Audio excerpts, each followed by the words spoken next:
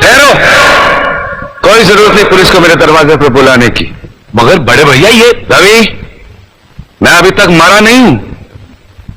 घर की छोटी मोटी उलझनें मैं खुद सुलझा सकता हूं। साहब जी ने डांटी है, अभी का भी डांटी है। अरे छोटी मालकिन के गहने चोरी हो गए और ये लोग हम पर शक कर रहे हैं। ये लोग सोच रहे हैं कि वो गहना हम कहीं बेचा है।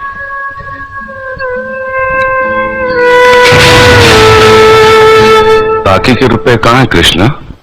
क्या क्या पूछा आपने साहब जी? मैं पूछ रहा हूं कि बाकी के रुपए कहां हैं?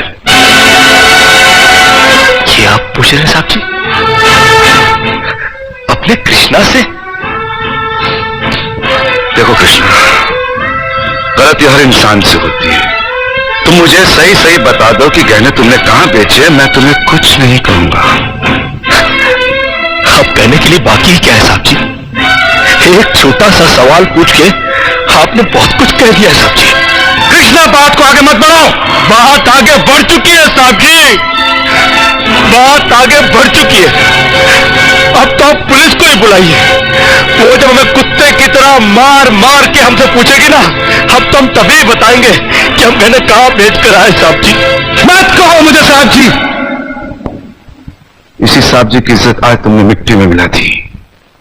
क्या कुछ नहीं किया था मैंने तुम्हारे लिए, उसका मुझे तुमने ये बतला दिया। होती जिस दिन मेरी फैक्ट्री जलकर राख हो गई थी और मैं बर्बाद हो गया था, मुझे उतना दुख नहीं हुआ था कृष्णा जितना आज हुआ जब तुमने इस घर में चोरी की है। साहब जी, बचपन में जब हमारे माँ बाप मर गए थे ना और हम अनाथ हो गए थे ना, तब भी हमें इतना दुख नहीं हुआ था जितना दुख हमें आज हुआ है जब आपने हमें चोर कहा साहब जी।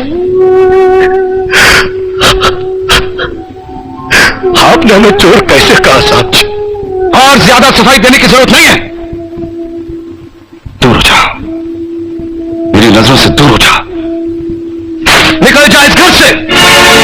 अरे इस घर से ही क्या, इस गांव को ही छोड़कर चले जाएंगे। अरे मुझ अनाथ का क्या है, काट लेंगे अपनी जिंदगी कहीं भी। इतने साल इस घर में बेफिक्री से ये समझकर काट लिए कि साहब जी का हाथ है हमारे सर पर।